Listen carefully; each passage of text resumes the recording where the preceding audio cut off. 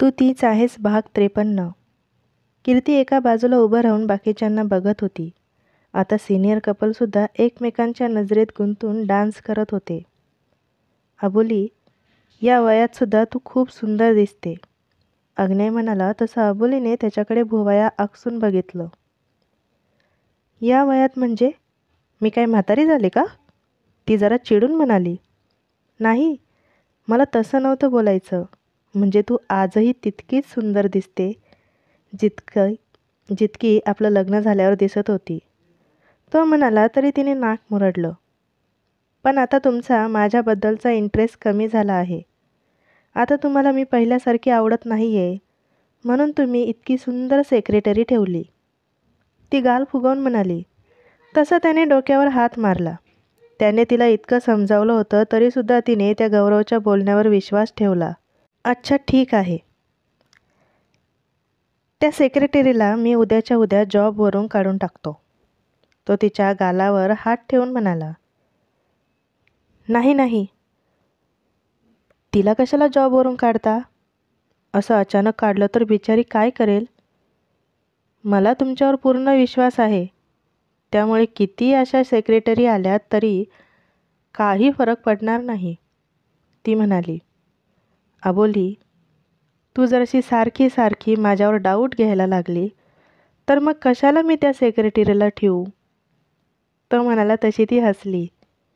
गंमत केली हो, तुम्ही लगेच काय सिरियस होता? तिने लगेच आपली बाजू पलटवली. आता जर परत तू माझ्यावर डाऊट घेतला तर तो डाऊट मी खरा करून दाखवेल, तो म्हणाला. आणि इकडे त्याच्यासोबत हळूहळू डान्स करणारी अबोली डायरेक्ट थांबली. तुम्हाला तेच हवं आहे, म्हणून मी म्हणते तुमचा माझ्यामधला इंटरेस्ट कमी झाला आहे, असं म्हणून ती तिथून रागातच निघून गेली.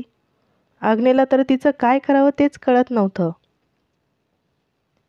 ती रागात निघून गेली ते विराजने सुद्धा बघितलं. त्याने नजरेनंच अग्नेला काय झालं म्हणून विचारलं तर अग्नेने डोक्याला हात लावून ती डोक्यातून सटकलेली आहे असं सांगितलं. तसा विराज हसायला लागला. आरव, वीर तर संपला, पण त्या कृतिकाचा मॅटर तू अजून क्लोज का नाही केला? भार्गवने विचारलं. ते दोघं पॅलेसच्या टॉप फ्लोअरवर बसलेले होते. कीर्तीमुळे मी सध्या कृतिकाचा विचार डोक्यातून काढून टाकला आहे. तिची थोड्या दिवसांवर कॉम्पिटिशन आली आहे, त्यामुळे सध्या तिचं कॉम्पिटिशन होईपर्यंत काही करायचं नाही. त्यानंतर मी पाऊल उचलेल, आरव म्हणाला. आरव, तुला वाईट वाटणार नसेल तर एक विचारू? भार्गव म्हणाला. तशी त्याने होकारार्थी मान हलवली. कीर्तीचं जर खरंच तुझ्यावर प्रेम आहे तर तिने आत्तापर्यंत तुझ्यापासून हे सगळं का लपवलं? तिने तुला आधीच सगळं खरं सांगायला हवं होतं, पण ती अजूनही तुला काहीच बोलली नाही, भार्गव म्हणाला. कीर्ती अजूनही माझ्याशी खरं बोलली नाही, त्याचं वाईट मलाही वाटतं, पण तिचं माझ्यावर खरं प्रेम नाही हे अगदी चुकीचं आहे. ती माझ्यावर खूप प्रेम करते आणि त्यात काही डाऊट नाही, पण जोपर्यंत ती मला खरं सांगत नाही तोपर्यंत मी तिच्या वडिलांना तिच्यासमोर घेऊन येणार नाही. ज्या दिवशी ती मला खरं सांगेल त्या दिवशी तिचे वडील तिच्या नजरेसमोर असतील, आरव म्हणाला. असं का? भार्गवने विचारलं. मी जर असं अचानक तिच्या वडिलांना तिच्यासमोर घेऊन गेलो तर ती तिच्याच नजरेत पडेल आणि मला तेच नकोय. त्यामुळे स्वतःहून ती सांगायची वाट बघणार आहे. मला खात्री आहे की ती मला सगळं खरंच नक्कीच सांगेल. त्याला तिच्यावर पूर्ण विश्वास होता. कीर्ती, आता आपल्याला निघायला हवं, आरवने कीर्तीला मेसेज केला. ठीक आहे, मी चेंज करून येते, तिने रिप्लाय दिला आणि चेंज करायला गेली. तोपर्यंत आरव पण कपडे चेंज करून आला. कीर्ती, तू पण चालली? ती समीक्षासुद्धा आली नाही, मला एकटीला बोर होईल, इशिका म्हणाली, कारण कीर्तीची जायची पूर्ण तयारी झाली होती. इशिका, तुला कशाला बोर होईल? तुम्ही तर आता मस्त मजा करा. माझं कॉम्पिटिशन नसतं तर मी सुद्धा इथेच थांबले असते. पण मला जायला हवं. माझं अजून खूप काम बाकी आहे. खूप तयारी करायची आहे. कीर्ती म्हणाली तसा तिचा चेहरा पडला. प्लीज इशिका, नाराज होऊ नको. आता जरी मी तुझ्यासोबत वेळ घालवू शकली नाही तरीसुद्धा तुमच्या लग्नामध्ये मी तुझ्यासोबतच राहणार आहे. तेव्हा हवा तितका तुला वेळ देईल. पण आता प्लीज मला जाऊ दे आणि असा चेहरा पाडू नको. तू हसताना छान दिसते. कीर्ती तिच्या गळ्यात पडत म्हणाली. तसं तिने सुद्धा कीर्तीला मिठी मारली. मॉम, येतो आम्ही, आरव आबोलीला म्हणाला. अच्छा ठीक आहे. सांभाळून जा आणि घरी कुमुदिनीवर लक्ष ठेवा. आम्ही येईपर्यंत तिची काळजी घ्या, आबोली म्हणाली. तसा त्यांनी होकार दिला. सगळ्यांचा निरोप घेऊन ते दोघं रिटर्न इंडियामध्ये येण्यासाठी निघाले. ते दोघं प्रायव्हेट जेटने निघाले होते. कीर्ती आरवचा हात पकडून बसलेली होती. इशिका भार्गवची एंगेजमेंट बघून तिला असं झालं की त्यांची एंगेजमेंट कधी होईल. आरव सर, आपण आता लग्न करू शकत नाही, पण एंगेजमेंट तर करूच शकतो ना, ती हळूच म्हणाली. आरव डोळे मिटून शांत बसलेला होता. तिचं बोलणं ऐकून त्याने डोळे उघडले. कीर्ती, तू मॉमचं बोलणं विसरली का? तिने तुला आता फक्त तुझ्या कॉम्पिटिशनकडे लक्ष द्यायला लावलं आहे आणि तू एंगेजमेंटचा कुठे विचार करत आहे? तो म्हणाला. तसा तिचा चेहरा पडला. मी लगेच थोडी एंगेजमेंट करायचं म्हणते. कॉम्पिटिशननंतर आपण एंगेजमेंट करू शकतो ना, ती म्हणाली. तसं त्याने तिच्या खांद्यावर हात ठेवून तिला जवळ घेतलं. सध्या तू फक्त कॉम्पिटिशनवर लक्ष दे. बाकी गोष्टींचा विचार करू नको, तो म्हणाला. पण ती नाराज झाली होती. कीर्ती, काही दिवसांचा तर प्रश्न आहे. त्यानंतर आपली पण एंगेजमेंट होईल. आता जर तू अशी तोंड पाडून बसली तर मी तुला किस करेल, तो तिच्या ओठांजवळ आपले ओठ आणत म्हणाला. तसं तिने त्याच्या तोंडावर हात ठेवला. मॉमने काय सांगितलं आहे माहीत आहे ना, ती गालात हसत म्हणाली. हे बरं तुझ्या लक्षात आहे, तो सुद्धा हसला. आरव आणि कीर्ती दुसऱ्या दिवशी सकाळी घरी आले. आरव त्याच्या रूममध्ये गेला आणि कीर्ती तिच्या रूममध्ये जायला लागली. पण तिला कुमुदिनीची आठवण आली. तशी ती तिच्या रूममध्ये गेली तर तिथे कुमुदिनी नव्हती. ही कुठे गेली?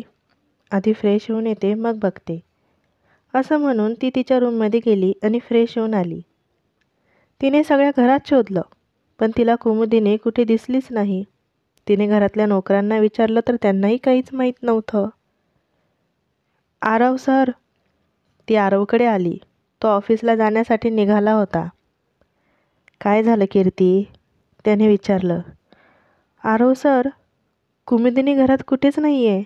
मी सगळीकडे शोधलं पण ती मला कुठेच दिसली नाही.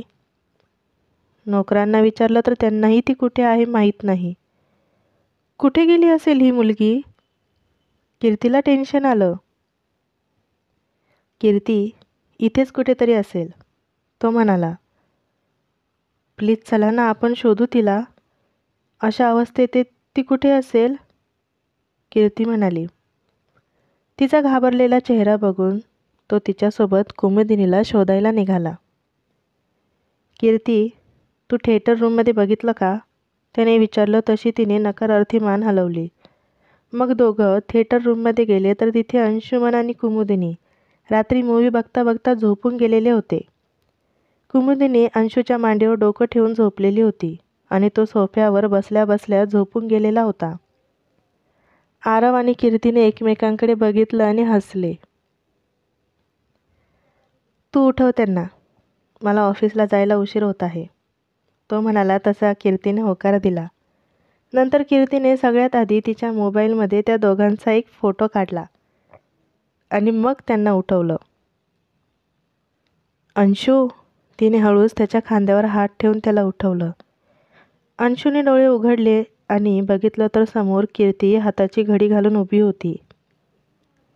वहिनी तू? तो उठायला लागला.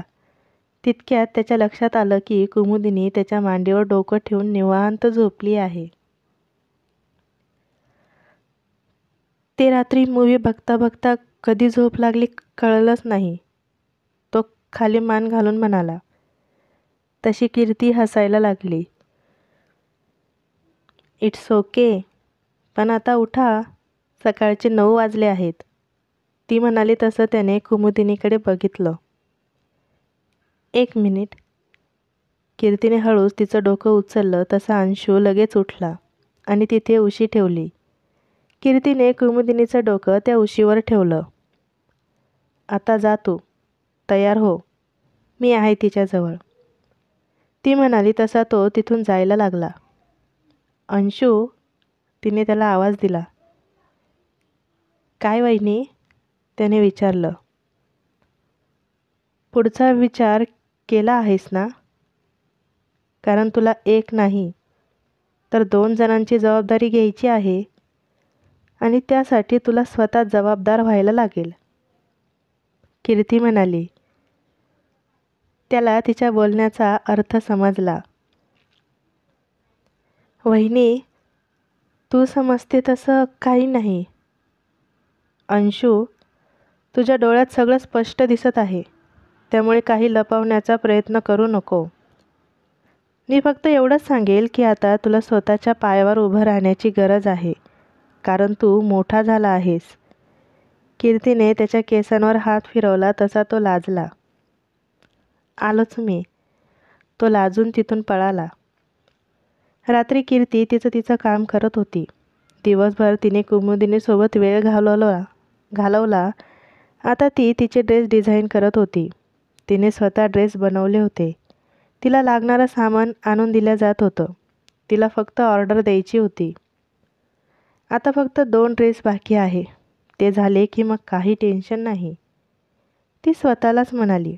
आणि तो डिझाईन केलेला ड्रेस तिने व्यवस्थित ठेवून दिला. तिने नववधूचे ड्रेस डिझाईन केले होते.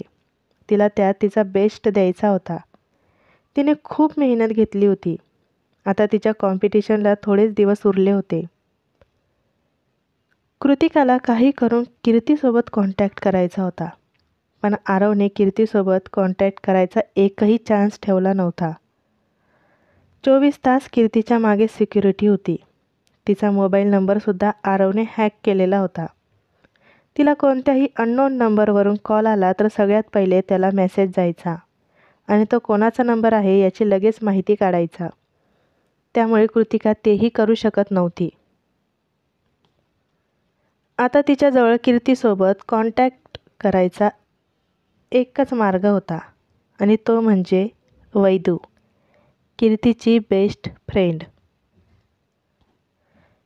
सहस्त्रबुद्धे, तुम्ही कितीही प्रयत्न करा कीर्तीला माझ्यापासून वाचवायचा, पण ती माझ्या जाळ्यात अडकणार. तिच्या वडिलांचे चांगले गुण आहे तिच्यामध्ये. आपल्या बेस्ट फ्रेंडचा जीव वाचवण्यासाठी ती तुमच्या सिक्युरिटीला चकमा देऊन बाहेर पडणार आणि माझ्या जाळ्यात अडकणार, असं म्हणून कृतिका हसायला लागली. आज कीर्तीच्या कॉलेजमध्ये फॅशन डिझायनर कॉम्पिटिशन होती. अबोली, जीविका, प्रिया आणि अजून 3 बायका ज्या कीर्तीने डिझाईन केलेले ड्रेस घालून स्टेजवर रॅम्प वॉक करणार होत्या. कीर्तीने तिचे ड्रेस त्यांना दिले आणि त्यांना पूर्ण नववधूसारखं सजवलं होतं. त्या 6 जणी जबरदस्त सुंदर दिसत होत्या. प्रत्येकीला फिट आणि कम्फर्टेबल होतील असेच त्यांना ड्रेस दिले होते. त्या 6 जणी नववधूच्या वेशात होत्या. कोणाला वाटलंच नव्हतं की कीर्ती नववधूचे कपडे डिझायनिंग करील. इशिका रिटर्न आली होती आणि ती कीर्तीला हवी ती मदत करत होती. त्या 6 जणींचे ड्रेस बघून तिने ठरवलं की ती तिच्या लग्नामध्ये कीर्तीकडूनच ड्रेस डिझाईन करून घेणार. मॉम, आंटी, आज माझ्यासाठी खूप महत्त्वाचा दिवस आहे आणि तुमच्यासाठी सुद्धा.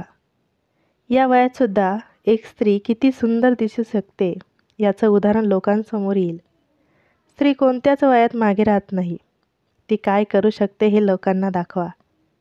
एकदा स्त्री 40शीच्या दारात गेली तर ती तिच्या इच्छा, स्वप्न सगळं सोडून देते. तिला असं वाटतं की आता आपलं वय झालं आहे, आपल्या आयुष्यात आता काही राहिलं नाही, आपले दिवस संपले. पण तसं नाही. या वयातसुद्धा स्त्री स्वतःसाठी खूप काही करू शकते. घर संसार सांभाळता सांभाळता ती स्वतःला विसरून जाते. पण आता ज्या स्त्रिया स्वतःचं अस्तित्व विसरल्या आहेत त्यांच्या मनात एक उमेद निर्माण करणार आहात तुम्ही. तुम्ही त्यांना दाखवून द्या की सगळं संपलं नाही, तर काहीतरी करून दाखवायची सुरुवात झाली आहे. कीर्ती त्यांना हिंमत देण्याचं काम करत होती. आज तिची खरी परीक्षा होती. कीर्ती, तू खरंच आमच्यामध्ये सुद्धा एक नवीन उमेद निर्माण केली आहेस. तू आमच्या जागी तरुण सुंदर मुलगी घेऊ शकत होती, पण तू आमच्या वयाच्या लेडीजचा विचार केला आणि एक आशा दाखवली की आम्ही सुद्धा काहीतरी करू शकतो. खरं तर आम्ही तुझे आभार मानायला हवे. आज आम्ही पूर्ण हिमतीने रॅम्प वॉक करू शकतो आणि तुला जिंकून देण्याचा पूर्ण प्रयत्न करू. नीला आंटी तिचा हात हातात घेऊन म्हणाल्या. अबोलीला तिचा खूप अभिमान वाटत होता. ती असा विचार करत असेल असं तिला वाटलंही नव्हतं. तिने कौतुकाने कीर्तीच्या कपाळावर ओठ टेकवले. I am proud of you बेटा, ती म्हणाली तशी कीर्ती हसली. जीविका प्रियाने तिला आशीर्वाद दिला. आजचा भाग इथेच संपत आहे. लवकरच भेटूया पुढच्या भागात. तोपर्यंत चॅनलला सबस्क्राईब करायला विसरू नका.